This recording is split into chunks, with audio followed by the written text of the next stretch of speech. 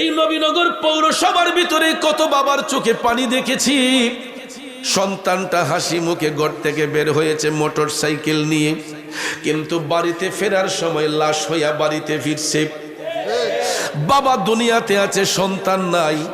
তাইলে চিন্তা করেন, শুধু সন্তানের কাঁধেই পিতার লাশ হয় না, পিতার কাঁধেও সন্তানের লাশ হয়। ঠিক না বিঠে?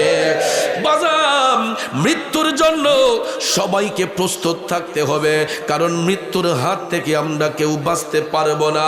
বাজান রে, মৃত্যুর সময় কিন্তু আমাদের সাকারাত যখন শুরু হবে, মৃত্যুর যন্ত্রণা কিন্তু আমি আপনি সবার মধ্যেই আসবে। কথা কোন ঠিক কিনা? আমার রাসূল বলেন, আজরাইল আলাইহিস সালাম 2 রূপে আসবে। কয় রূপে? 2 রূপে আজরাইল আলাইহিস সালাম বান্দার জান কবজ করতে আসবে। জাহান্নামী ব্যক্তিদের সামনে আজরাইল আলাইহিস সালাম যখন আসবে, তখন ওই জাহান্নামীদের মধ্যে একটা আতঙ্ক শুরু হয়ে যাবে। এরা আজরাইল আলাইহিস সালামের পায়ের শব্দ শুনলেই এদের মধ্যে একটা আতঙ্ক বিরাজ করবে। আর মুমিন ব্যক্তি যারা, তাদের যখন মৃত্যুর যন্ত্রণা হবে, আজরাইল আলাইহিস সালামের পায়ের শব্দ শুনে মুমিন ব্যক্তিরা তখন মুস্কি মুস্কি হাসবে। আরেকটু জোরে কোন না সুবহানাল্লাহ। আজরাইল আসিয়া প্রাণ করিব হরণ, হাই গো আজরাইল আসিয়া প্রাণ করিব হরণ। ওরে নিজ গুণে সাহেব আল্লাহ করবানি বারণ, আমার উপায় কি তখন আমার আল্লাহ নিরঞ্জন। না জানি কি হালে আমার হইব মরণ। ওরে সেই সময় পাইমুনি আমি তোমার দর্শন, আমার দয়ালের চরণ আমার আল্লাহ নিরঞ্জন। না জানি কি হালে আমার হইব মরণ। ভেলানগরের বাবাজিরা রে, যেই কোনো জায়গায় আমার আপনার মরণ হতে পারে। এই যে নবীর বাগানে বসলাম, এখান থেকে বের হওয়ার সাধ্য আসেনি। রাস্তা দিয়ে যে হাঁটতেছেন, বাড়িতে যাওয়ার কোনো সাধ্য আসেনি।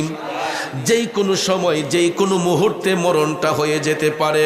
বাজানো, মৃত্যুর যন্ত্রণা যখন শুরু হবে, আমার মদিনার কামলিওয়ালা নবী বলেছেন, যখন সাকারাত শুরু হয়, জাহান্নামী ব্যক্তিদের জান কবজের জন্য মৃত্যুর ফেরেশতা যখন আগমন করে, মালাকুল মউতের পায়ের শব্দ শোনার সাথে সাথে জাহান্নামী ব্যক্তিগুলার চোখগুলা বড় বড় হয়ে যায়, চোখগুলা বড় বড় হয়ে যায়। তখন তাদের মধ্যে এমন একটা হাঁপানি শুরু হয়।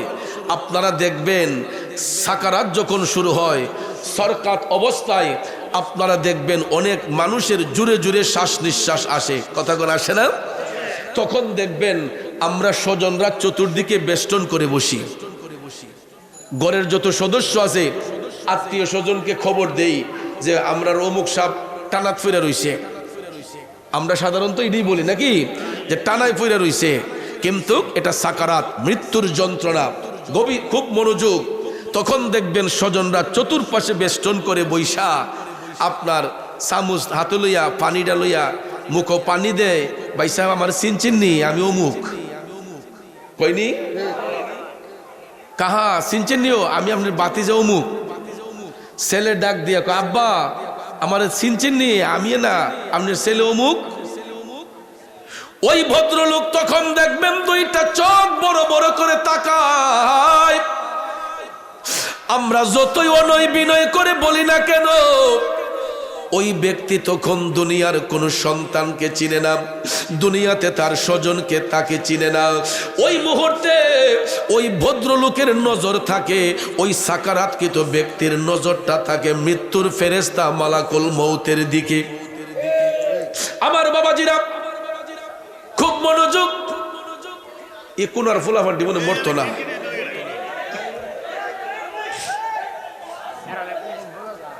আপনারা মাহফিলের একটা পরিবেশ আছে, এটা তো গানের অনুষ্ঠান না, এটা কিন্তু ওয়াজ মাহফিল, ঠিক কিনা বলেন? ওয়াজ মাহফিলের পরিবেশ রাখতে হবে। গানের আসরের পরিবেশ রাখবেন, কিন্তু এটা তো গানের মঞ্চ না, এটা ওয়াজের মঞ্চ, ঠিক না? শ্রোতার আকর্ষণে বক্তার বক্তব্য, আমি যতই অনৈবিনয় করে বলি, শ্রোতা যদি মনোযোগী না হয়, এই বক্তব্যের মধ্যে শ্রুতি মাধুর্যতা আসবে না, ঠিক কিনা কোন? এই জন্য ভাইয়ের আমার, যে জাতি যত বেশি শিক্ষিত সে জাতি তত বেশি উন্নত, ঠিক না ঠিক? আমরা তো এখন কেউ নিরক্ষর না, সবাই স্বনির্ভর, লেখাপড়া জানোয়া মানুষ, আমরা যুগ এখন ডেভেলপ। এখনো যদি আমাদের শিক্ষা না হয়, হবে কখন? জোয়ান মানুষ নবীনগর আইসা বুড়া হইতেছি, আজকে কি নতুন আসতেছি? প্রায় 2 যুগের কাছাকাছি হয়ে যাচ্ছে, 2 যুগের কাছাকাছি নবীনগর যাচ্ছি। তাহলে আমি যেই ছেলেগুলারে ছোট্ট দেখেছিলাম, এদের মুখ এখন দাড়ি মুছুইটা গেছে, দেখলে মনে হয় আমার সময় নই। জিগাইলে কো হুজুর আমরা না ছোটবেলা আমরা ওয়াজ শুনছি, তাইলে তো আজকে আইসি না বাবা, তো এত বছর আয়ও যদি কন্ট্রোল করতে না পারি, তাইলে আমি তো ব্যর্থতা আমার, ঠিক না ঠিক? একটু কষ্ট করে সাইড টক যাতে না আসে, পারলে ধৈর্যের সহিত বসেন, আর নাইলে তাবারুক দেওয়ার সময় আইয়া জাম দিলেন, এরপর দূরে থাকেন, কথা বলেন না। একটু দুরূদ শরীফ পড়েন, আল্লাহুম্মা সাল্লি আলা সাইয়্যিদিনা আদনাবি মাওলানা মুহাম্মদ নবী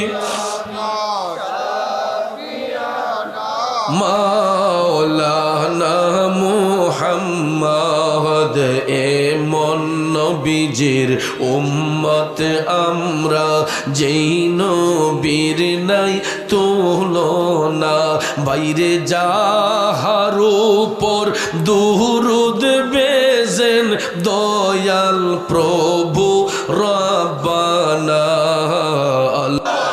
জগতের বন্ধুরা রে, ও মুরব্বী বাবা জিরা গো, আমার সম্মানিত মা বোনরা যারা শুনছেন, বলতেছিলাম কি, আমার মদিনার কামলিওয়ালা নবী বলছেন, মৃত্যুর যন্ত্রণা যখন শুরু হবে, জাহান্নামী ব্যক্তিদের জান কবজের সময় মৃত্যুর ফেরেশতা মালাকুল মউত যখন আসবে, তখন আজরাইল আলাইহিস সালামের পায়ের শব্দটা শোনার সাথে সাথে তাদের চেহারাটা বিদ্রুপের মতো হয়ে যাবে, ভয়ঙ্কর হয়ে যাবে। তখন আজরাইল আলাইহিস সালাম পায়ের বৃদ্ধাঙ্গুলে আইসা যখন টিপ শুরু করবে, আস্তে আস্তে উজাম দিকে আসবে, পায়ের বৃদ্ধাঙ্গুল থেকে টিপতে টিপতে টিপতে আস্তে আস্তে নিচটাকে অচেতন কইরা বুকের মধ্যে আইনা যখন একটা চিপ মারবে গো, তখন ভাইয়ের আমার আপনারা লক্ষ্য করে দেখবেন, যারা ওই সময় সাকারাতকৃত ব্যক্তির পাশে থাকেন, দেখবেন গলা দিয়ে একটা ঘের ঘের কইরা শব্দ বের হয়, হয় না? এ বন্ধুরা বাবাজিরা, ঘের ঘের কইরা শব্দটা যখন বের হয়, মৃত্যুর ফেরেশতা মালাকুল মউত তখন যখন ভয়ঙ্কর চিপ দেয়, আজরাইল আলাইহিস সালামের রূপের দিকে তাকাইয়া ওই ব্যক্তি তখন শুধু মৃত্যুর ফেরেশতাকে দেখবে, পৃথিবীর কেউকে তখন আর চিনবে না। মৃত্যুর ফেরেশতার ভয়ঙ্কর চিপ খাইয়া অনেকের চোখ উল্টে যায়, চোখটা বন্ধ করার সময় পর্যন্ত অনেকে পায় না। আপনারা লক্ষ্য করে দেখবেন, মৃত ব্যক্তির লাশ যারা ধৌত করে তাদেরকে জিজ্ঞেস করে দেখবেন, এই ভয়ঙ্কর চিপের কারণে আতঙ্কের মধ্যে পইরা অনেক মানুষের পায়খানার রাস্তা দিয়া পায়খানা বের হইয়া যায়, অনেকের মূত্রনালী দিয়া পেশাব বের হইয়া যায়, ঠিক নিও? যারা লাশ ধৌত করে দেখবেন, জিজ্ঞেস করে, অনেক সময় কিছু কিছু মানুষের লাশ ধৌত করলে তাদের পায়খানার রাস্তা দিয়ে ময়লা পাওয়া যায়, পেশাবের মধ্যে, এই লঙ্গির মধ্যে পেশাবের দুর্গন্ধ পাওয়া যায়। এটা হলো যখন যাদের মৃত্যুর যন্ত্রণা ভয়াবহ হয়, ওই ব্যক্তিরা দুনিয়ার মানুষদের উপর যারা জুলুম করে, বেবিচারি করে, নির্যাতন করে, নিপীড়ন করে, অন্যের হক নষ্ট করে, এরা কিন্তু জান্নাতি নয়, এরা জাহান্নামী ব্যক্তি, এরা খারাপ মানুষ। বন্ধুরা, ওই ব্যক্তিগুলা দুনিয়া থেকে যাবার সময় তাদের চেহারাগুলা দেখবেন বিদ্রুপের মতো হইয়া যায়, চোখগুলা বড় হইয়া যায়, চোখ টাইনাও লামানো যায় না। অনেক মানুষ ইন্তিকালের পরে দেখবেন তাদের চোখগুলা বড় বড় হয়, আর ওই ব্যক্তিগুলার চেহারাটা বিদ্রুপের মতো হইয়া যায়। এটা হলো দুনিয়াবাসীর চিনার আলামত। যারা মানুষকে কষ্ট দেয়, বেবিচারি করে, যারা অন্যের হক নষ্ট করে, ওই লোকগুলা দুনিয়া থেকে গেলেও দুনিয়ার মানুষ চিনতে পারবে যে সে যে খারাপ মানুষ ছিল। কারণ ওই ব্যক্তিটা যখন কবরে যাবে, ওই ব্যক্তিটা যখন কবরে যাবে, আখেরাতের প্রথম ঘাঁটি হইল কবর। আখেরাতের প্রথম ঘাঁটি কি? এখানে 3টা প্রশ্ন করা হবে। কয়টা? এই 3টা প্রশ্নের আনসার কইরা পরের ধাপগুলা পার হতে হয়। কিন্তু ওই ঘাটে যেই ব্যক্তি আটকা পড়ে যাবে, আর একটা ঘাটও ওই ব্যক্তি পার হতে পারবে না। এই জন্য আমার নবী কামলিওয়ালা বলেছেন, জাহান্নামী ব্যক্তিগুলা যখন কবরে যায়, জাহান্নামী ব্যক্তিগুলা যখন কবরে যায়, জাহান্নামী ব্যক্তিগুলা যখন কবরে যায়, ওই কবরের মধ্যে মুনকার নাকির ফেরেশতার আগমন হয়। মুনকার নাকির ফেরেশতার আগমন হয়। 2 জন ফেরেশতা, মুনকার এবং নাকির, এই 2 ফেরেশতা আইসা কবরের মধ্যে সওয়াল করবে। কয়টা? 3টা প্রশ্নের মধ্যে একটা প্রশ্ন হলো ওয়ামান হাজার রুজুল, বলো তোমার রসুলকে। তখন আমার মদিনার কামলিওয়ালা নবীকে সশরীরে কবরের মধ্যে হাজির করা হয়। আমার নবী মরানা জিন্দা, এটা সিহাসিত্তার হাদিস দ্বারা প্রমাণ। যার যার কবরে সশরীরে আমার রসুলকে হাজির করা হয়। যখন প্রশ্ন করা হয় ওয়ামান হাজার রুজুল, ভাইয়ের আমার, ওই যে দুর্বল ফাটি মুনাফিক বেঈমানের খন্নাসের দলেরা বলে যে এরকম কোনো প্রশ্ন নাকি কবরে করা হবে না। কারণ ওই যে এখানে ওয়ামান হাজার রুজুল নবীজির কথা আসছে, আবার যখন দেখছে সিহাসিত্তার হাদিস পাল্টানো যায় না, কয় না, কবরে নবীজির ছবি আইন না হাজির করইব। তাইলে নবীর ছবিটা উঠাই রেখে না, রসুল কি ছবি উঠাইছে? এরপরে যখন দেখছে যে ইটা দিয়েও প্রমাণ করা যাবে না, কয় না, মদিনা শরীফের সাথে নবীর রওজার সাথে ওই কবরের একটা কানেকশন, সুরঙ্গ হইয়া যায়। এরপরও বিশ্বাস করতে চায় না যে রসুল কবরে হাজির হতে পারেন। আমার নবী কবরে আসতে পারে কি পারে না? এই জন্যই পারে, কারণ নবীর উপাধি হচ্ছে রাহমাতাল লিল আলামিন। আলাম হচ্ছে এক বচন, এর বহু বচন হচ্ছে আলামিন। নবী কি শুধু দুনিয়ার জন্য রহমত, না কবরেও রহমত? হাসরে রহমত, মিজানে রহমত, ফুলসিরাতে রহমত। আল্লাহর গোটা সৃষ্টি জগতে যতটা জগৎ সমূহ আছে, যেখানে আল্লাহ রাব্বুল আলামিন, সেখানে রসুল হচ্ছেন রাহমাতাল লিল আলামিন। আল্লাহর বেলায়ও বহু বচন, নবীর বেলায়ও বহু বচন। রাব্বুল আলামিন, আলামের বহু বচন আলামিন। আল্লাহ হচ্ছেন কুল কায়নাতের পালন কর্তা, ঠিক কিনা? তিনি কুল কায়নাতের পালন কর্তা। আল্লাহ কয়, যেখানে আমি রাব্বুল আলামিন, গোটা জাহানের পালন কর্তা, সেখানে আমার হাবিব হবে রাহমাতাল লিল আলামিন, গোটা জাহানের জন্য রহমত। যেখানে আল্লাহর প্রশংসা, আমার আল্লাহ সেখানে নবীর প্রশংসা রাখছে, ঠিক কিনা বলেন? যেখানে আল্লাহর প্রশংসা, সেখানে নবীর প্রশংসা। যেখানে লা ইলাহা ইল্লাল্লাহ, সেখানে মুহাম্মদুর রাসূলুল্লাহ। যেখানে মক্কাতুল মুকাররমা, সেখানে মদিনাতুল মুনাওয়ারা। যেখানে মসজিদ, সেখানে মাদ্রাসা। কথা বলেন ঠিক না বেঠিক? এখন প্র্যাকটিক্যালি প্রমাণ নেন। লা ইলাহা ইল্লাল্লাহ কালেমা লিখতে আরবি যতটা অক্ষর লাগে, মুহাম্মদুর রাসূলুল্লাহ লিখতে আরবি ততটা অক্ষর লাগে। মক্কাতুল মুকাররমা লিখতে আরবি যতটা অক্ষর লাগে, মদিনাতুল মুনাওয়ারা লিখতে আরবি ততটা অক্ষর লাগে। এ বন্ধু, গভীর মনোযোগ। মসজিদ লিখতে আরবি যতটা অক্ষর লাগে, মাদ্রাসা লিখতে আরবি ততটা অক্ষর লাগে। তাইলে আপনারা বলুন, নামের সাথে সাথে নাম মিলাইয়া আপন হাবিবরে ইজ্জত দিছেন কে? আল্লাহ দিয়েছেন নবীকে সম্মান, তোমার হিংসায় হবে কি? আল্লাহ দিয়েছেন নবীকে সম্মান, ঠিক কিনা? ওয়ারাফা'না লাকা যিকরাক, আল্লাহ কয় হাবিব দুনিয়ার মোল্লা মুন্সি আপনার ইজ্জত দিলেই কি না দিলেই কি? আমার আল্লাহ কয় বন্ধু গো, ওয়ারাফা'না লাকা যিকরাক, আপনার ইজ্জত আপনার প্রশংসা আমি আল্লাহ বাড়াইয়া দিছি। এই জন্য চট্টগ্রামের একজন কবি লিখছেন, রাসূল আমরা আপনাই না চিনিলে আপনার কি আসে যায়, দোনো জাহান আপনারই নূরি কদমে ঝোকায়, ঠিক কিনা কর?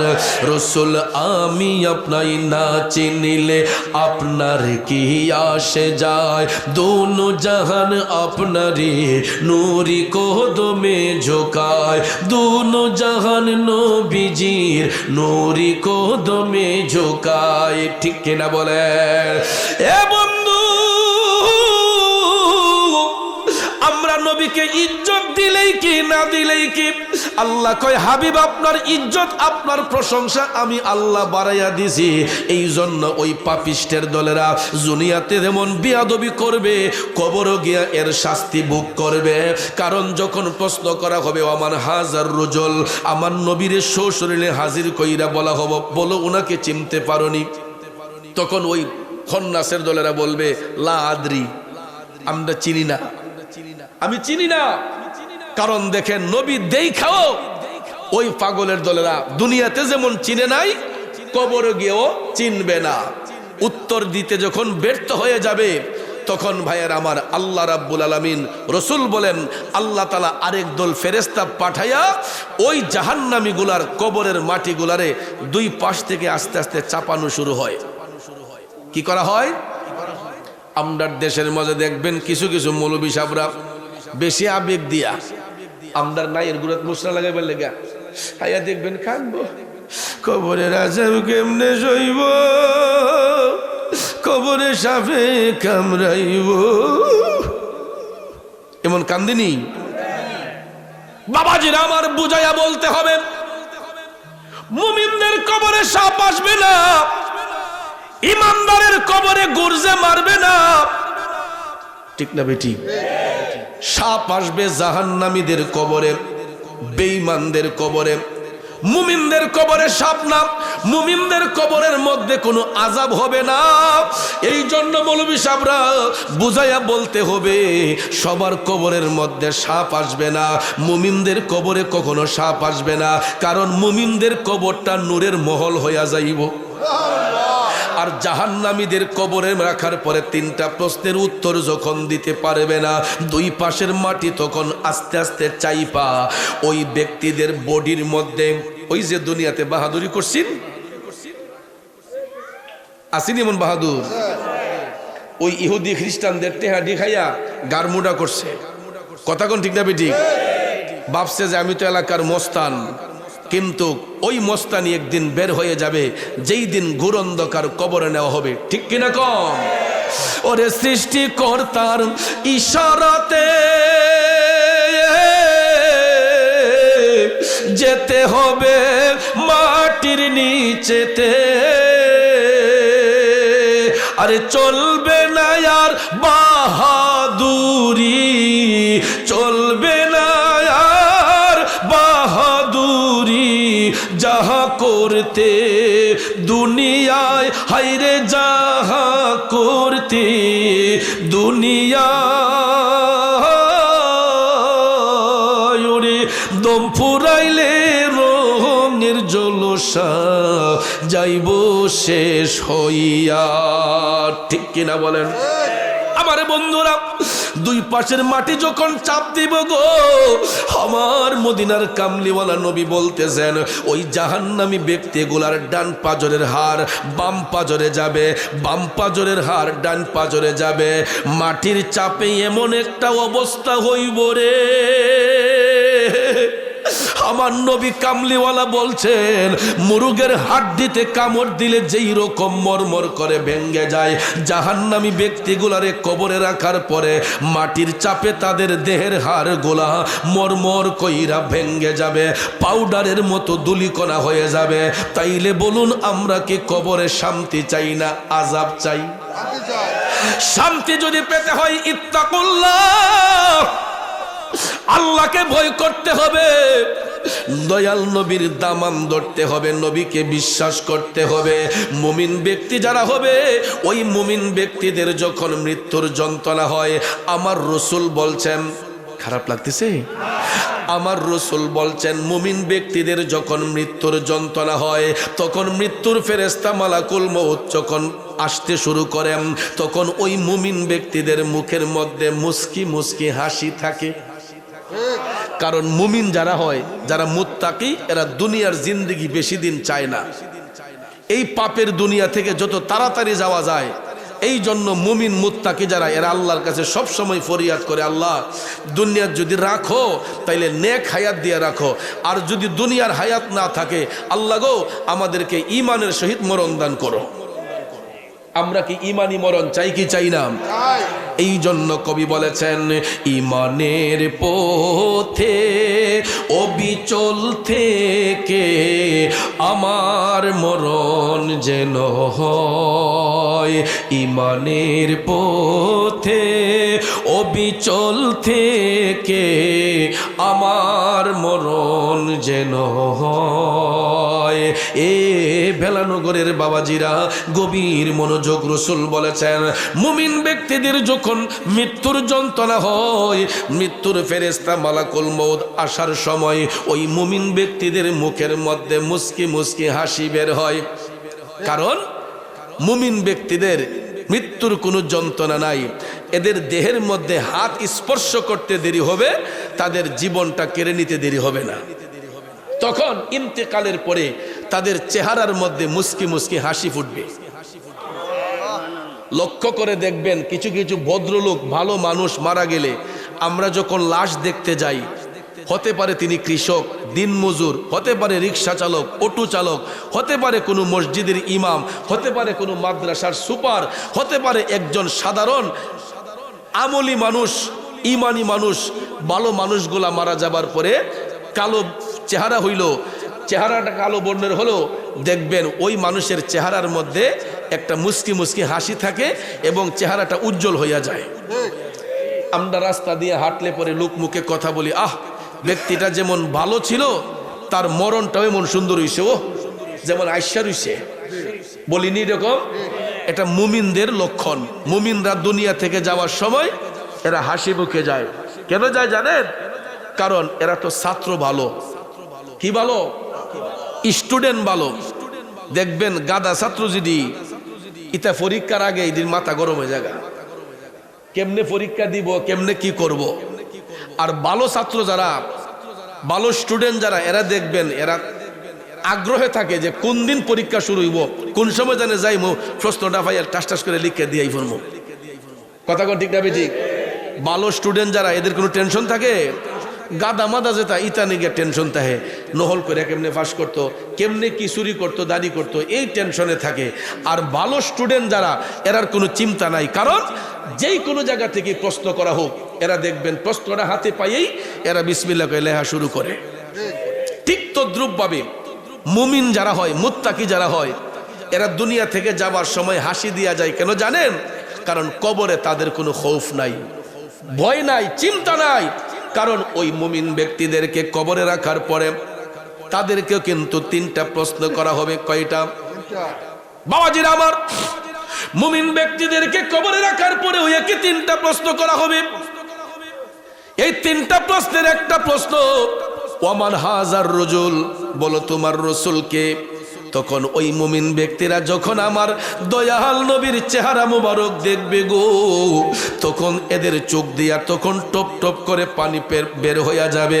এরা হাসি মুখে তখন বলবে এটা কষ্টের পানি না, আনন্দের পানি চোখ দিয়া বের হইয়া। কারণ পরীক্ষার রেজাল্ট যদি ভালো হয়, দেখবেন গোল্ডেন এ প্লাস পাইলে বা এ প্লাস পাইলে ছাত্ররা দেখবেন মনের খুশিতে চোখ দিয়ে পানি চলে আসে। ঠিক না বেঠিক? আঙ্গুল দুইটা তুললা দেখবেন একটা শিক্ষার মারে মাইরা চোখ দিয়ে পানি চলে আসে, কারণ এটা ভালো স্টুডেন্টদের একটা গুণ। আবার অভিভাবক যারা, তারাও দেখবেন ছেলে যদি ভালো রেজাল্ট করে, বাপ মারা দেখবেন মনের খুশিতে তখন তারা চোখ দিয়ে পানি চলে আসে, কারণ মা বাবার পরিশ্রম সার্থক হয়েছে। কথা বলেন? ঠিক তদ্রুপ ভাবে মুমিন ব্যক্তিরা দুনিয়াতে যে এই কঠোর পরিশ্রম করেছেন, আমল করেছেন, বন্দেগী করেছেন, তাদের পুরস্কার সার্থকতা তখনই হবে কবরে যায়া যখন তারা আমার নবীর চেহারা মুবারক সশরীরে দেখে ফেলবে, তখন আনন্দের সহিত মুমিনদের চোখ দিয়া পানি চলে আসবে। কারণ নবী ছাড়া ওই কবরে নাই রে বান্ধব নাই, নবী ছাড়া ওই কবরে নাই রে বান্ধব নাই, হাসরেতে নবী ছাড়া নাই দরদি নাই, হাসরেতে নবী ছাড়া নাই দরদি নাই, নবী ছাড়া ওই কবরে নাই রে বান্ধব নাই। বান্দার জন্য রহমত আমার নবী মুহাম্মদ, দুজাহানে আর কি আছে মোদেরই সম্পদ। ঠিক কিনা বলেন? বন্ধুরা আমার, নবী যদি কবরে আপন হইয়া যায়, বলুন ওই ব্যক্তির আর কোনো ভয় আছে? বাজান আমার, এখানেই শেষ নয়। মুমিন ব্যক্তির ওই কবরটাকে তখন আল্লাহ রাব্বুল আলামিন ফেরেশতা পাঠাইয়া নূরের মহল বানাইয়া দেয়, নূরের মহল বানাইয়া দেয়। কারণ 70 গজ প্রসারিত করে এক একটা মুমিনের কবরকে এক একটা নূরের মহল বানানো হয়। এটা আমার কথা নয়, আপনার কথা নয়। আমার নবী কামলিওয়ালা যখন মেরাজ শরীফের মধ্যে গেছিলেন, আমার নবী মেরাজে গেছিলেন, সত্য না মিথ্যা? এটা যারা অস্বীকার করব এর ঈমান থাকবো নি? আমার রসুল যখন মেরাজে গেছিলেন, আল্লাহ রাব্বুল আলামিন রসুলকে জান্নাত জাহান্নাম দেখার পারমিশন দিয়েছিলেন। জিবরাইল আলাইহিস সালাম নবীর সঙ্গে আমার রসুল যখন জান্নাতে প্রবেশ করলেন, জান্নাতে প্রবেশ করেই রসুল দেখতেছেন কিছু কিছু নূরের মহল দেখা যায়, এক একটা ঘরের মধ্যে এক একটা লোক বসে আছে। নবীজি মুস্কি হাসতেছেন, কারণ তার আগে রসুল জাহান্নাম দেখেছেন। জাহান্নাম দেখতে গিয়া রসুল দেখলেন জাহান্নামে শুধু দুর্গন্ধ। কি গন্ধ? দুর্গন্ধ আর আযাবের দৃশ্য।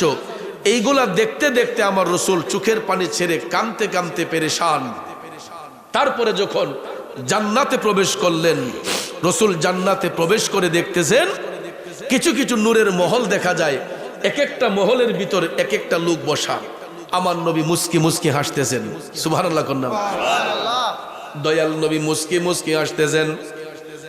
জিবরাইল আলাইহিস সালাম কয়, নবী গো, আপনি যেই মহলগুলা দেখতেছেন এইগুলা দুনিয়ার কোনো ঘর বাড়ি না। নবী গো, এইগুলা আপনার মুমিন উম্মতের এক একটা কবর। ইয়া রাসূলুল্লাহ, আপনি যেই ঘরগুলা দেখতেছেন এইগুলা দুনিয়ার কোনো ঘর বাড়ি না নবী গো, এই ঘরগুলা আপনার মুমিন উম্মতের এক একটা কবর। নবী গো, আপনার উম্মতের মধ্যে যারা নেককার ছিল, মুমিন ছিল, ওই মুমিন ব্যক্তিরা দুনিয়া ছেড়ে আসার সময় দুনিয়াবাসীরা যদিও তাদেরকে 3.5 হাত কবরে শায়িত করছে, কিন্তু আমার আল্লাহ রহমতের ফেরেশতা পাঠাইয়া ওই কবরগুলাকে নূরের মহল বানিয়ে দিছে। এই জন্য কোনো আল্লাহর ওলির ওফাতের পরে, কোনো আল্লাহর ওলির ইন্তেকালের পরে আমরা দেখবেন তাদেরকে দাফন করে মাজার শরীফের জায়গাটা একটু বড় পরিসরে রাখি না? আল্লাহর ওলিগণ মারা গেলে দেখবেন আমরা তাদেরকে দাফন করে মাজারের জায়গাটা একটু বড় করে রাখি। আর এটা দেখলে আমাদের দেশের কিছু কিছু দুর্বল মুনাফিক মুসলমানদের শরীরের মধ্যে জ্বালাফোড়া শুরু হয়ে যায়। কথা কোন ঠিক না বেঠিক? ভাইয়েরা আমার, গ্রামের ভাষায় একটা কথা বলে যে বাপ দাদার নাম নাই সানমোল্লা বিয়াই। আর আমরা সিলেটের ভাষায় বলে যে জারু সিলাই সিন্নি খাইলাই মোল্লা সিল্লাই না। কথা কোন? আমার মনে হয় ওই সমস্ত খন্নাসের দলরা এরা যদি ধুতি কাপড় পরতো এটা মনে হেরার লেগে ভালো আছিল নাকি? লেংটি শহীদ যে ধুতি কাপড় এটা পরলে মনে হয় খুব ভালো আছিল। আজকে এই ধুতি কাপড় থেকে সেলাইযুক্ত কাপড় আমাদেরকে পরার সুযোগ করে যিনি দিয়েছেন, এই ব্যবস্থা যিনি করে দিয়েছেন উনি কে জানেন? সুলতানুল বাংলা হযরতে বাবা শাহজালাল মুজাররদ ইয়ামুনি রহমাতুল্লাহ আলাইহি, যিনি 360 আউলিয়ার বিশাল বাহিনী নিয়ে এই বাংলার জমিনে এসে রাজা গৌরগোবিন্দকে পরাজিত করে গোটা বাংলার জমিনকে আবাদ করেছেন। আর আজকে সেই শাহজালালের দেশে বাস করে শাহজালাল বাবার মাজার ভাঙ্গার পরিকল্পনা করো। 90 থেকে 95টা মাজার শরীফ ভাঙ্গা হয়েছে। 90 থেকে 95টা মাজার শরীফ ভাঙ্গা হয়েছে এই বাংলার জমিনে। যারা ভেঙ্গেছে এরা কোনো হিন্দু গোত্রের লোক নয়, খ্রিস্টান নয়, বৌদ্ধ নয়, ইহুদি নয়, নাসারা নয়, এরা লেবেল লাগানো তৌহিদি জনতার নামে একদল লোক, যাদের মাথায় টুপি, মুখে দাড়ি, পরনে পাঞ্জাবি, এইগুলা লাগাইয়া তারা হাতের মধ্যে লাঠি নিয়ে, বাঁশ নিয়ে আল্লাহর ওলিদের মাজার শরীফের ইটগুলাকে খুলেছে। খোলাতে কি ভালো হয়েছে না খারাপ হয়েছে? গতকালকে একটু টের পাইছেননি? আমার আল্লাহ ছাড় দেয় কাউকে ছেড়ে, এটা হইল রেড সিগন্যাল। এটা কি গতকালকে যেটা পাইছেন এটা রেড সিগন্যাল, এবং এটাও বুঝতে হবে এই রেড সিগন্যাল কিন্তু যেই জায়গাগুলোর মধ্যে বিয়াদবি করা হয়েছে এই সমস্ত জায়গাগুলোর মধ্যে বেশি হয়েছে। চট্টগ্রাম 12 আউলিয়ার দেশ, সেখানে এতটা আঘাত আনে নাই। সিলেট 360 আউলিয়ার পুণ্যভূমি, সিলেটের মানুষে এতটা টের পাই নাই। কিন্তু এছাড়া বাকি 64টা জেলার বিভিন্ন জেলা উপজেলা রাজধানী সহ গতকালকের যেই ভূমিকম্প আসছে, কের পক্ষ থেকে ভূমিকম্প পাঠাইছে কে? কেউ কি কারো গড়ের একটা ইট দেখা দিয়ে লড়াই করব? কিন্তু আমার আল্লাহ কেমন কারিগর, তিনি কেমন কারিগর, পুরাটা দেশ তছনছ করে লিছে একটু দেখা দিয়াতে। কথা কোন ঠিক না ঠিক? তো আমার আল্লাহ ছাড় দেয়, কাউকে ছেড়ে দেয় না। আর ভূমিকম্প, টর্নেডো, সিডর এইগুলা কিন্তু এমনিতেই আসে না। বান্দা যখন পাপ করতে করতে যখন সীমা লঙ্ঘন করে ফেলে, বান্দা যখন পাপ করতে করতে সীমা লঙ্ঘন করে ফেলে, তখনই আল্লাহর পক্ষ থেকে আযাবের কিছু সিমটম আমাদের কাছে পাঠানো হয়। গত 4 বছর আগে, 5 বছর আগে যখন মহামারী করোনা আইসিন, মা গো, আত্মীয় পর্যন্ত বুঝলে লইছে। ঠিক না ঠিক? আত্মীয় স্বজন বুঝলে লইছে, কয় আমরা ভাই আইন না, হাত দিয়া বন্ধুর লোকে মুসাফা করব। কয় বন্ধু সরি, তারে খাইয়া লইব করুণা। কথা কোন ঠিক নেই? মুসাফা পর্যন্ত বাদ দিলাইছে। আত্মীয়তার বন্ধন অনেকে ছিন্ন করে ফেলছে। ভাই ভাইয়ের বাড়িতে পর্যন্ত যায় নাই। তাইলে করোনা জিনিসটা শুভে দেখছেন নাকি? করোনারে কেউ দেখছেন নি? বাবারে, এই করোনা লইয়া তো কত কাহিনী হয়ে গেছে। কথা কোন ঠিক না ঠিক? চোখে দেখছি না একটা জিনিস, ইডার ডরে আমরা ভেসা পাই না, ছুটে গেছে গা আতঙ্কের মাঝে ভইরা। তাইলে যেই মালিক করোনা পাঠাইছে ওই মালিক রে চিনা দরকার নেই। তাহলে আমরা যে অলি আল্লাহর সাথে বিয়াদবি করি, আমরা যে সীমা লঙ্ঘন করি, জুলুম নির্যাতন করি, এগুলাকে আল্লাহ বরদাস্ত করে? আমরা তো মনে করি আমরা হেডেম আছে, আমরা ক্ষমতা আছে, যা ইচ্ছা তাই কইরালাম। কিন্তু কইরা কি জানুন যা পাপে কিন্তু বাপ রসারে না। কথা কোন ঠিক না বেঠিক? ওরে 14 পুরুষ যেথায় গেছে 3.5 হাত কবরেতে গো, আরে যেতে হবে সবই ছাড়ি, দুয়া কলমা পড়িয়া, হাইরে দুয়া কলমা পড়িয়া, ওরে দম ফুরাইলে রঙের জলসা যাইব শেষ হইয়া। ঠিক কিনা বলেন? এই রঙের গোড়া কয়দিন দৌড়াইমু বাজান? বেশি দিন না। টিকিট যখন আসবে তখন চলে যেতে হবে। কথা কোন ঠিক না বেঠিক? এই গাড়িও কারোর জন্য অপেক্ষা করবে না, টিকিট আসার সাথে সাথেই প্যাসেঞ্জার রেডি হতে হবে। কথা কোন ঠিক না? এই জন্য বাবাজিরা আমার, বন্ধুরা আমার, এই সমস্ত ছাড়তে হবে। আল্লাহর অলিদেরকে ভালোবাসেন, কারণ আল্লাহর অলিরা তো কারো ঘরের খাবার কারি আনে না। আল্লাহর অলিরা কি কারো ঘরে কাজ্জা লাগাইছে, ঝগড়া লাগাইছে, কেউ রে কোনো খারাপ বুদ্ধি দিছে? আল্লাহর অলিগণ সত্যের প্রচারের জন্য কোরআন সুন্নাহ ভিত্তিক আল্লাহর অলিগণ এই দেশে ইসলাম কায়েম করেছেন। কথা বলেন ঠিক কিনা? জারু সিলাই সিন্নি খাইলাই তারে চিনলাই না। আজকে যে মসজিদের মধ্যে বড় গলায় আজান দেন, একটু ভাবতাছেননি কার কারণে পাইছেন? এই দেশের মধ্যে মাজারওয়ালারা সবার আগে মসজিদ বানাইছে। যেই মাজার ভাঙতে গেছে ওই মাজারওয়ালারা এই দেশে মসজিদ বানিয়েছে। যেই মসজিদে আজানের ধ্বনি দিচ্ছে ওই মাজারওয়ালারা সর্বপ্রথম এই বাংলার জমিনে খোলা আকাশের নিচে আজান দিয়েছেন। সিপাহসালার সৈয়দ নাসির উদ্দিন রহমাতুল্লাহ আলাইহি 360 আউলিয়ার অন্যতম সঙ্গী, যিনি মুরারবন্দের জমিনে পূর্বে পশ্চিমে শুয়ে আছেন 120 জন আউলিয়া নিয়ে। আউলাদে রসুল সিপাহসালার শাহ সৈয়দ নাসির উদ্দিন রহমাতুল্লাহ আলাইহি, যিনি সুরমা নদীর পাড়ে দাঁড়িয়ে সর্বপ্রথম কেবলামুখী হয়ে আজান দিয়েছিলেন।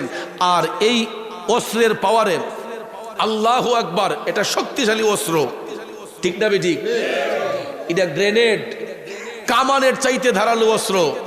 আল্লাহু আকবার যখন ধ্বনি দিয়েছিলেন সিপাহসালার সৈয়দ নাসির উদ্দিন রহমাতুল্লাহ আলাইহি এক করে পড়ে গেছে। এত শক্ত প্রাচীর, এটা পড়ল কিভাবে? আল্লাহর অলির ঈমানি জজবা নিয়ে যখন তিনি আল্লাহু আকবার বলেছেন, এই শব্দ দেওয়ার সাথে সাথে রাজা গৌরগোবিন্দের শক্ত প্রাচীরটা ঠাস করে ধসে পড়ে গেছে। ভাইয়ের আমার, বন্ধুর আমার, আরেকবার যখন তিনি বললেন রাজা গৌরগোবিন্দের পুরাটা দেওয়াল পড়ে গেছে। এরপরে হিন্দু রাজারা আস্তে আস্তে করে তাদের সংস্পর্শে আইসা কোরআন সুন্নাহর শিক্ষা নিয়া কালেমা পড়ে মুসলমান হয়ে বর্তমানে বাংলাদেশের মধ্যে 95% মুসলমান বাস করতেছে, ঠিক না ঠিক? এর পিছনে সবচেয়ে বড় অবদান হলো হযরত বাবা শাহজালাল মুজাররদ ইয়ামানী রহমাতুল্লাহ আলাইহির। কথা কোন ঠিক কিনা? আর ওই দেশে বাস কইরা অলিদের সঙ্গে ষড়যন্ত্র কইরা কোনো বেটা বাঁচতে না। কথা কোন ঠিক না ঠিক? অতীতেও পারছে না, ভবিষ্যতেও পারবে না। কারণ অলি আল্লাহগণ হচ্ছেন আসমানের খুঁটি। এই যে প্যান্ডেল বানাইছেন, খুঁটি লাগছেনি? খুঁটি ছাড়া কি সামিয়ারা ঠিকছে? তা আমরা তো খোলা আকাশের নিচে চাইলে ভাবি যে আসমানটা তো শূন্য জুল্লা রয়েছে, এটা মনে কোনো পিলার নাই। আসলে পিলার আছে, আমরা চোখ নাই। পিলার ঠিকই আছে, দেখার মতো চোখ আমাদের নাই। কথা কোন ঠিক কিনা? জাহিরি চোখ দিয়ে দেখতেছেন এই প্যান্ডেলের পিলার আছে, কিন্তু অন্তর্চক্ষু খুললে তখন দেখতে পাবেন আসমানেরও খুঁটি আছে। আসমানের পিলার হচ্ছে এই জমিনে নেককার সালেহীন আল্লাহর ওলি যারা শুয়ে আছেন, যাদের বিচরণ জমিনে হয়েছে, এই জমিনের সালেহীন বান্দারা হচ্ছেন আসমানের পিলার। আর নাইলে আমি আপনি যেই পাপ করি, অন্যায় করি, আমাদের পাপের কারণে এই জমিন কবেই ধ্বংস হইয়া যাইত। একবার ভাইবা দেখেন, সন্ধ্যা থেকে এই পর্যন্ত, সকাল থেকে এই পর্যন্ত কতটা নেক কাজ করছি আর কতটা গুনার কাজ করছি। হিসাব করলে দেখা যাবে নেকের চাইতে গুনার কাজটাই বেশি হয়েছে। নাকি মিথ্যা বললাম? বাবাজিরা আমার, কিন্তু অলিদের জীবনী পড়ে দেখেন, আল্লাহর ওলিদের জীবনী পড়ে দেখেন, আল্লাহর ওলি যারা হয় এরা কখনো মিথ্যা কথা বলে না। আল্লাহর ওলি যারা হয় এরা কখনো মানুষকে কুপরামর্শ দেয় না। মুমিন যারা হয় এরা কোনো সময় মানুষদেরকে কুবুদ্ধি দেয় না। মুমিন যারা হয় এরা সব সময় মানুষদেরকে সৎ পথে পরিচালিত করে, মানুষদেরকে ভালো কিছুর শিক্ষা দান করে। এমনই একজন মুমিন আল্লাহর ওলি, যিনি ভারতবর্ষে হরিয়ানা প্রদেশের মধ্যে জন্মগ্রহণ করেছিলেন। ওনাকে বলা হয় পানিপথের আল্লাহর ওলি। ভারতবর্ষে কলন্দর একটা শহর আছে, হরিয়ানা প্রদেশ অন্তরালে কলন্দর একটা শহর আছে। ওই কলন্দ শহরের অন্তরালে আরেকটা এলাকা আছে, ওই এলাকাটার নামকরণ হয়েছে পানিপথ। ওই পানিপথে একজন আল্লাহর ওলি আছে গো। এই আল্লাহর ওলির নাম হচ্ছে হযরতে বুয়ালি শাহ কলন্দর রহমাতুল্লাহ আলাইহি। চিল্লাইয়া বলেন না সুবহানাল্লাহ। বুয়ালি শাহ কলন্দর তিনি আল্লাহর একজন মেহবুব বান্দা ছিলেন। ভারতবর্ষে হরিয়ানা প্রদেশে কলন্দ শহরের পানিপথে সেই আল্লাহর ওলির মাজার শরীফ এখনো আছে। এখন মাজার শরীফটা পানিপথ শহরে হলো কেন, এটার পিছনে আরেকটা কারামত আছে, জানার আগ্রহ আসেনি? আসুন সামনে যাই। কারণ যখন তিনি ভারতবর্ষে জন্মগ্রহণ করেছিলেন হরিয়ানা প্রদেশে, তখন হিন্দু রাজাদের অত্যাচারে মুসলমানদের কোনো বাক স্বাধীনতা ছিল না, যেটা বর্তমানেও অনেক রাজ্যে মুসলমানদের বাক স্বাধীনতা ভারতে নাই, আছে? এখন পর্যন্ত ভারতে অনেক রাজ্য আছে মুসলমানরা কুরবানি করতে পারে না, একটা পশু জবাই করতে পারে না হিন্দুদের অত্যাচারে, ঠিক না ঠিক? কিন্তু আমরা অলি আল্লাহর দেশের মানুষ, আমাদের এই স্বাধীন সোনার বাংলাদেশে দেখেন আমরা কত সুন্দর সম্প্রীতির মাধ্যমে আমরা হিন্দু ভাইদেরকে মহব্বত করি, হিন্দুরা আমাদেরকে সম্মান করে, খ্রিস্টান ভাইরা আমাদেরকে সম্মান করে, আমরা তাদেরকে সম্মান দেই, কথা কোন ঠিক না ঠিক? আমরা এই স্বাধীন সোনার বাংলাদেশে 95% মুসলমানদের দেশে হিন্দু ভাইরা আমাদের কাছে নিরাপদ, খ্রিস্টান ভাইরা আমাদের কাছে নিরাপদ। আজ পর্যন্ত আমরা কোনো মন্দিরে গিয়ে আগুন দিছি বা আমাদের পাড়ার হিন্দু ভাইরা আমাদের মসজিদে গিয়ে আগুন দিছে? কারণ আমরা একই বাজারে হিন্দু ভাইদের দোকান আছে, আমরা মুসলমানের দোকান আছে, আমরা কত সুন্দর সম্প্রীতির মাধ্যমে চলাফেরা করতেছি, কথা কোন ঠিক না ঠিক? আমরা আমাদের বিভিন্ন অনুষ্ঠানে তাদেরকে নিমন্ত্রণ দেই, তাদের বিভিন্ন অনুষ্ঠানে আমাদেরকে নিমন্ত্রণ দেয়, এটাকেই বলা হয় সম্প্রীতি, কথা কোন ঠিক কিনা? ভাইয়েরা আমার, বন্ধুরা আমার, এটাই হলো স্বাধীন সোনার বাংলা, যেই সোনার বাংলায় আমরা সম্প্রীতির মাধ্যমে আমরা যার যার অবস্থান থেকে যার যার ধর্ম তারকে পালন করতে দেই, আমরা কোনোদিন কারো ধর্মের প্রতি জোরপূর্বক আচরণ করি না, কথা কোন ঠিক কিনা? কিন্তু আমাদের পার্শ্ববর্তী দেশ ভারতে গিয়ে দেখেন এমনও রাজ্য আছে যেখানে গরু জবাই করতে পারে না, মুসলমানরা ঈদের নামাজ পড়তে পারে না, মসজিদে আজান দিতে পারে না, এটা বন্ধ করে দেয়া হয়। কিন্তু এগুলা হচ্ছে একগুঁয়ামি, কথা কোন ঠিক কিনা? যখন বোয়ালিশা কলন্দর হরিয়ানা প্রদেশে জন্মগ্রহণ করলেন, বাবাজিরা আমার, মুসলমানদের তখনও কোনো বাক স্বাধীনতা ছিল না, মুসলমানদের তখনও বাক স্বাধীনতা ছিল না। আল্লাহ আল্লাহ জিকির করাতে এরা অনেক সময় বোয়ালিশা কলমদরকে আঘাত করত, মারপিট করত, কিন্তু মারপিট খাওয়ার পরেও বোয়ালিশা কলমদর কখনো ঈমান বিক্রি করেন নাই। বোয়ালিশা কলমদর জীবন দিতে প্রস্তুত ছিলেন, ঈমান দিতে প্রস্তুত ছিলেন না, কারণ নবী নবী কইরাই আমার মরণ যেন হয় গো, নবী নবী কইরাই আমার মরণ যেন হয়। বাইরে ওই মরণে পাইব শান্তি, ওই মরণে পাইব শান্তি, থাকবে না রে ভয়, নবী নবী কইরাই আমার মরণ যেন হয় গো, নবী নবী কইরাই আমার মরণ যেন হয়। আমার নবীর নাম নিয়ে মরতে চাই কি চাই না? কারা কারা চাই দুইটা হাত উঁচু করে দেখাই, নারায়ে তাকবীর। এটা প্রেমিকের আওয়াজ না, দুর্বলদের আওয়াজ। নারায়ে রিসালাত, এটা ইমানদারের আওয়াজ। আহলে সুন্নাত ওয়াল জামাত পবিত্র সুন্নি মহাসম্মেলন, নবী নবী কইরাই আমার মরণ যেন হয় গো, নবী নবী কইরাই আমার মরণ যেন হয়। বাইরে ওই মরণে পাইব শান্তি, ওই মরণে পাইব শান্তি, থাকবে না রে ভয়, নবী নবী কইরাই আমার মরণ যেন হয় গো, নবী নবী কইরাই আমার মরণ যেন হয়। একটা জবানও বন্ধ রাখবেন না, চিৎকার মেরে বলি আল্লাহু আকবার। আমার বাবাজিরা, বন্ধুরা, বলতেছিলাম কি, হরিয়ানা প্রদেশে আল্লাহর ওলি বোয়ালিশা কলন্দর, তিনি আল্লাহ আল্লাহ জিকিরে মশগুল। এই আল্লাহ আল্লাহ জিকির করাতে, নবীর দুরূদ শরীফ পড়ার কারণে হিন্দুরা যারা ওনার উপর টর্চারিং করত, নির্যাতন করত, কিন্তু বোয়ালিশা কলন্দর কই, আমি হাসি মুখে জীবন দিতে পারবো, কিন্তু আমি ইসলামের দামান ছাড়তে পারবো না। প্রতিদিন নির্যাতন করার পরে হিন্দুরা যারা যখন ব্যর্থ হইয়া গেছে, হিন্দুরা যারা যখন ব্যর্থ হইয়া গেছে, কয় তাকে আমরা যেই কোনো কৌশলে আটকাতে হবে, যেই কোনো কৌশলে তাকে আটকাতে হবে। তো হঠাৎ একদিন ওই এলাকার হিন্দু রাজারা একত্রিত হইয়া বোয়ালিশা কলমদরকে তারা ডাইকা নিছে। বোয়ালিশা কলমদর ইমানি জজবা নিয়ে তিনি রাজদরবারে গেলেন। যাওয়ার পরে হিন্দু রাজারা কয়, বোয়ালি, তুমি যে খোদার ইবাদত করতেছো, তোমার খোদারে তো দেখা যায় না। নাউজুবিল্লাহ।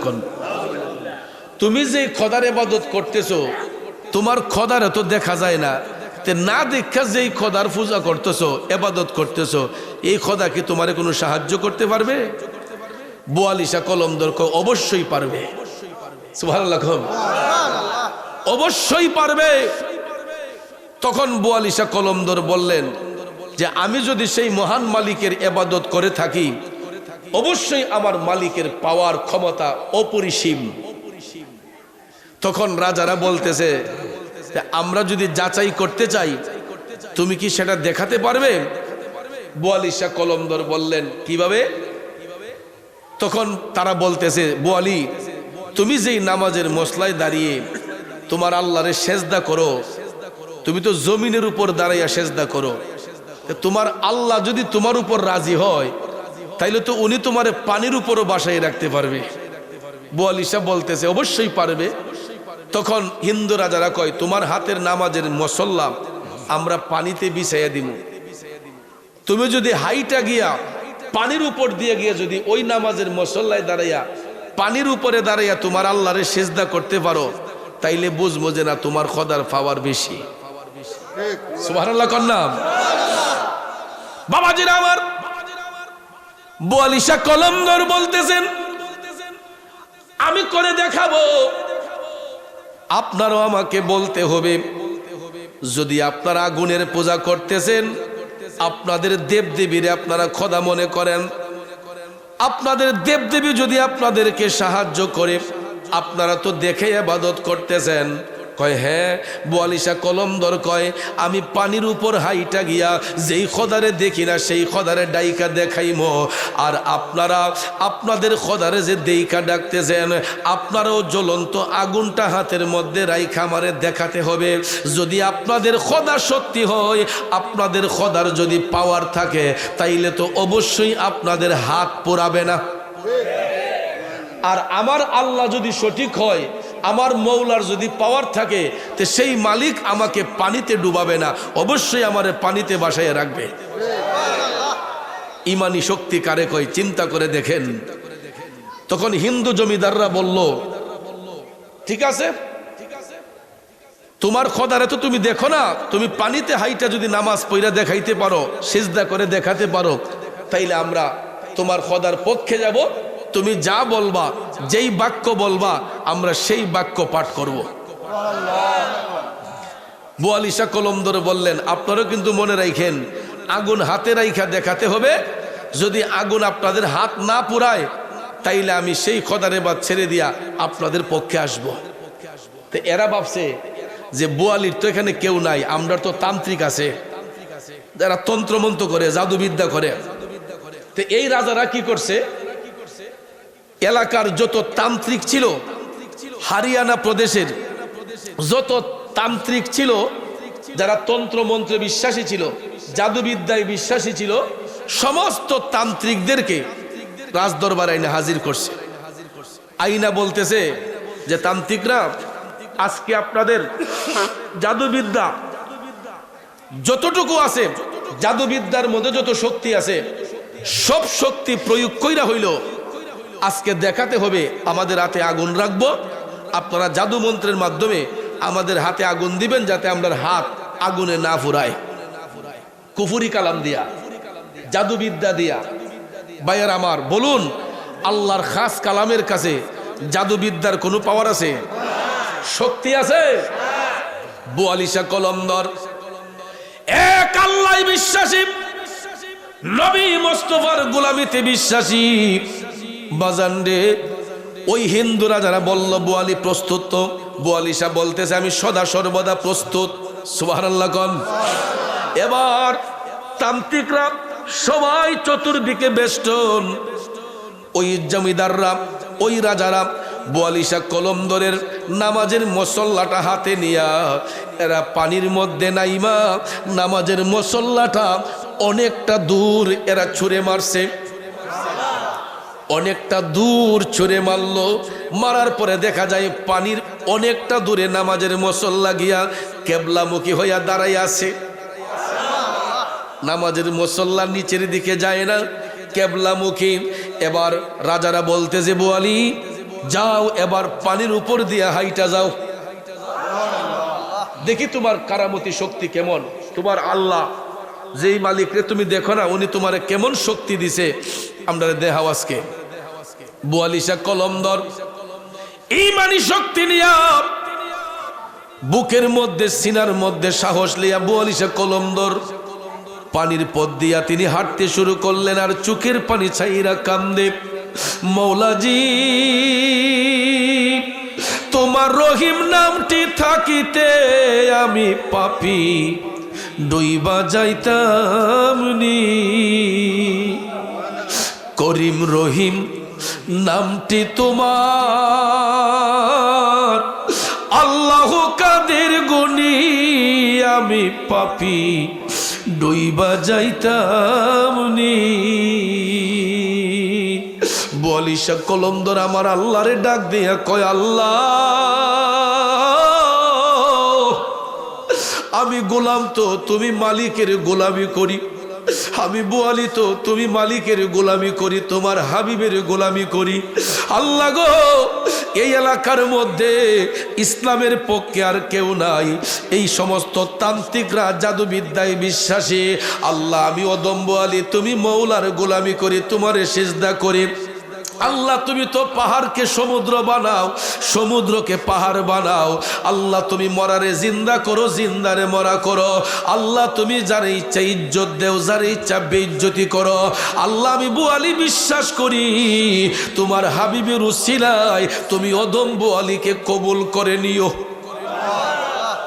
এই বলিয়া বুয়ালিশা কলমদুর আল্লাহর উপর তাওয়াক্কুল হইয়া যখন তিনি পানির পথ দিয়ে হাঁটতে গেলেন, দেখা যায় পানির মধ্যে পাও রাখলে পাওটা নিচে যাবে না, ভাসবে? অবশ্যই নিচে যাবে। কিন্তু বুয়ালিশা প্রথম পাটা যখন পানির উপর রাখলেন, আমার আল্লাহ না জানি নিচে কি ফিট কইরা দিছে গো, বুয়ালিশা কলমদর তো নিচের দিকে যায় না। এবার দেখা যায় পানির উপর দিয়া একটা একটা কাক দিয়া একটা একটা কদম দিয়া হাইটা হাইটা বুয়ালি নামাজের মুসল্লার মধ্যে দাঁড়াইয়া নদীর মাঝখানে যাইয়া বাসমান হইয়া আমার আল্লাহ হয়তো বডিটারে তুলার মতো পাতলা বানাইয়া দিছে গো। নামাজের মধ্যে দাঁড়াইয়া বুয়ালিশা কলমদর যখন আল্লাহু আকবার বলে ডাক দিয়া নিয়ত বাঁধছে, দেখা যায় আল্লাহু আকবার বলতে না বলতেই নদীর যেখানে তিনি দাঁড়িয়েছিলেন পানির চতুর্দিকে একটা চর ভাইসা উঠছে। আমার আল্লাহ পারেনি, জোরে কোন পারেনি? তুমি রাখো কি বা মাহারো এই দয়া করো, থাকিতে যেন তোমায় না ভুলিও, থাকিতে যেন তোমায় না ভুলি। তুমি রাখো কি বা মাহারো এই দয়া করো, থাকিতে যেন তোমায় না ভুলি। এ বন্ধু আমার আল্লাহ বুয়ালিশা কলমদর যেখানে গিয়া দাঁড়াইলেন তার চতুর্পার্শ্বে একটা চর বাসাইয়া দিছে। বুয়ালিশা কলমদর নামাজ পইরা আবার পানির উপর দিয়া হাইটা হাইটা হিন্দু জমিদারদের কাছে আসলেন। আল্লাহু আকবার। এখন বুয়ালিশা কলমদর বললেন, আপনারা যা বলছেন আমি তা কইরা দেখাইছি, এখন আপনারা প্রস্তুত হন।